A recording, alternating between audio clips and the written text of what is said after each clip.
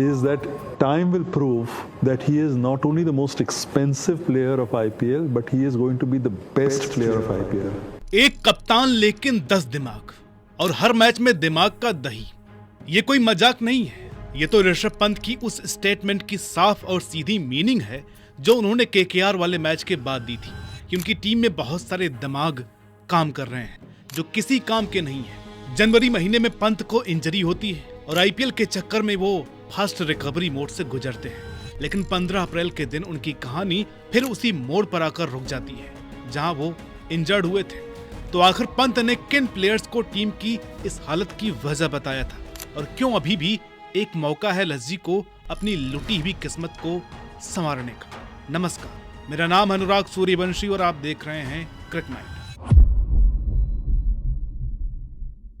IPL से पहले ही पंत और उनकी टीम को लेकर केवल एक ही प्रेडिक्शन दी जा रही थी, वो थी सरप्राइजिंग एलिमेंट की, यानी ये चाहे तो टॉप पर फिनिश कर जाएंगे या फिर कहीं नजर नहीं आएंगे। लेकिन एलएसजी ने एज यूजुअल दूसरा वाला रास्ता चुना है और इसकी गाज गिरी है पंत पर। 2018 में दिल्ली के लिए अपनी बैटिंग से तूफान लाने वाले पंत को पिछले 2 साल में ऐसा क्या हुआ कि पहले तो वो इंडियन व्हाइट बॉल फॉर्मेट से गायब हुए और उसके बाद अब वो आईपीएल से भी बोर होते हुए नजर आ रहे हैं। पंत की कहानी गेल और केविन पीटरसन की कहानी से मिलती जुलती है, बस फर्क इतना सा है कि पंत को बीसीसीआई ने आईपीएल के दम पर टीम से बाहर कर दिया, जबकि गेल और पीटरसन ने अपने अपने बोर्ड्स के पीठ में छुरा घोंपकर आईपीएल को चुना था। वो कहानी भी बड़ी मजेदार है और अफसोसजनक भी है। वो वीडियो आपको देखने को मिलेगी CBTF माई ट्यूब पर, आप जा करके वहाँ ये वीडियो देख सकते हैं। तो पंत के इस 2026 वाले वर्जन को समझने के लिए पहले उनके एक दौर में लीजेंड बनने की और बढ़ते कदमों की कहानी समझनी होगी। आज के दौर का बेखौफ T20 बैटर कैसा होता है, इसका जवाब न्यूयॉर्क की उस खतरनाक पिच पर मिला था वर्ल्ड कप 2024 में, जब भारत और पाकिस्तान आमने सामने थे। न्यूयॉर्क की स्लो और डेड पिच पर सर्वाइवल के लिए जूझते बाकी बल्लेबाजों के मुकाबले ऋषभ पंत ने जो इनिंग खेली थी, उसने उस दिन इंडिया के जीत में एक बड़ा रोल प्ले किया। हालांकि वो पारी कोई क्लासिक नहीं थी क्योंकि उनके कैच भी छूटे, एजेस लगे, लेकिन उनकी 31 बॉल में 42 रन की वो पारी प्योर इंटेंट की एक मास्टर क्लास थी। इसी वजह से वो आईपीएल ऑक्शन में आते आते 27 करोड़ की कीमत तक जा पहुंचे। जब लखनऊ सुपर जायंट्स ने 27 करोड़ की भारी भरकम बोली लगाकर उन्हें खरीदा तो उसे उस वक्त का एक बड़ा बिजनेस मास्टर स्ट्रोक बोला गया। लखनऊ की फ्रेंचाइजी को नॉर्थ के लिए नॉर्थ का ही लड़का चाहिए था जो उनको पंत में दिख चुका था, लेकिन इस लड़के और एलएसजी के परफॉर्मेंस की नींव में दरारें पिछले ही सीजन में पड़ चुकी थी।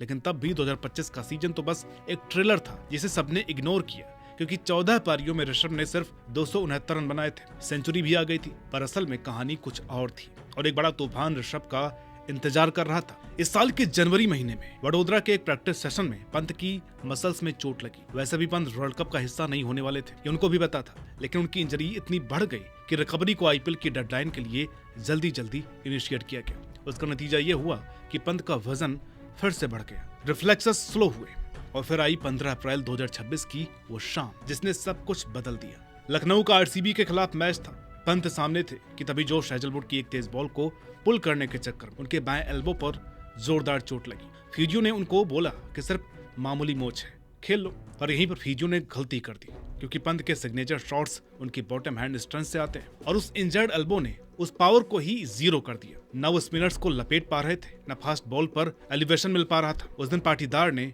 और फिर बाकी कप्तानों ने उनकी कमजोरी आसानी से पकड़ ली कि भैया ऑफसाइड को पैक करो और पंत को रिस्की शॉट मारने पर मजबूर करो। पंत इस चाल में फंसते हुए जा रहे हैं। वसीम जाफर ने भी कहा है कि भाई पंत को विराट से स्ट्राइक रोटेट करना सीखना होगा, वरना डॉट बॉल का प्रेशर उन्हें खा जाएगा। और हो भी वही रहा है कि पंत अब तो गेम चला नहीं पा रहे, ऊपर से डॉट्स की संख्या भी बढ़ती जा रही है। अब इस गिचपिच में पंत की कहानी का भी सूरज अस्थि हुआ पड़ा है। एक इंजर्ड बल्लेबाज को तो टीम छिपा सकती है, पर एक कंफ्यूज्ड कप्तान पूरी टीम की लंका लगा देता है। 26 अप्रैल को केकेआर के खिलाफ मैच में पंत ने जो किया वो किसी की समझ से बाहर था।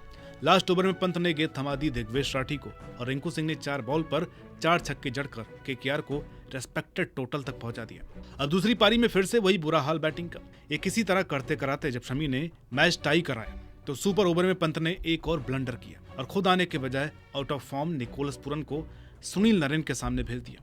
नतीजा सिर्फ 1 रन और मैच वहीं पर खत्म। ये मैं आपको बता दूं कि अगर पंत खुद भी स्ट्राइक लेते तो भी यही होता। उस मैच से पहले भी पंत की बॉडी लैंग्वेज देख करके आसार लग रहे थे कि वो हो चुके हैं फ्रस्ट्रेट। न बैटिंग हो पा रही थी, न ही ढंग की कप्तानी। ऊपर से स्टार बल्लेबाजों की फॉर्म का बिल भी उन पर फट रहा था। बस इसी फ्रस्ट्रेशन में आकर इसी केकेआर वाले मैच के बाद उनके मुंह से वो कड़वा सच निकल ही गया कि too many minds don't make it easy on the ground. उनका कहने का इशारा ये था कि उनके इस परफॉर्मेंस की असली जड़ है लखनऊ का डकआउट।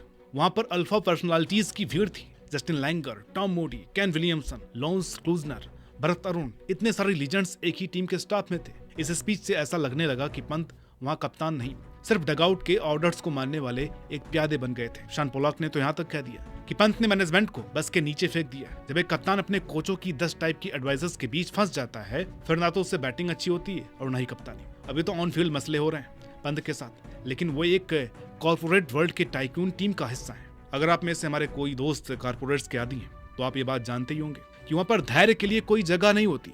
आपको मौके उतने ही दिए जा सकते हैं जितना बॉस चाहेगा। इसलिए यहाँ जब परफॉर्मेंस डिक्लाइनिंग फेज में जाती है तो इसका असर सिर्फ मैदान तक ही महदूद नहीं रहता, वो वहां से उड़कर बोर्ड रूम की मीटिंग्स और फिर खिलाड़ियों के दिमाग तक पहुंच जाता है। और यही जो शुरू होता है पंत के इस डिक्लाइन का एक और लेकिन सबसे खतरनाक विलन। जब आपके ऊपर 27 करोड़ का टैक्स लगा हो तो आप नेचुरल खेल ही नहीं सकते। पंत से केवल ये उम्मीद नहीं है कि वो बस मैच जितवाते जाएंगे, उसके साथ साथ ये भी उम्मीद होती है कि वो हर बॉल पर उस 27 करोड़ की इन्वेस्टमेंट को जस्टिफाई करते फिरें, वो भी अपनी बैटिंग के साथ टीम की बॉलिंग से भी। और जब बात सरफस करने लगी तो भरत अरुण और जस्टिन लैंगर ने कैमरे पर आकर पंत का यह कहकर बचाव किया कि पैसे का फॉर्म से कोई लेना देना नहीं है, लेकिन जनता अब जानती है। पिछले सीजन में उतना तो नहीं, लेकिन इस सीजन में साफ साफ दिख रहा है कि पंत हर बॉल पर खुद को साबित करने की कोशिश कर रहे हैं। इवन मुंबई के खिलाफ हुए मैच में टॉस के वक्त ही बोल दिया था कि उनको अब अपने मालिक के लिए जीतना है बस। मैंने भी थोड़ी देर पहले कहा था ना कि कॉर्पोरेट में पेशेंस हैज नो प्लेस। इसलिए जब जीत का लंबा चौड़ा सूखा पड़ता है तो फिर ड्रेसिंग रूम की पॉलिटिक्स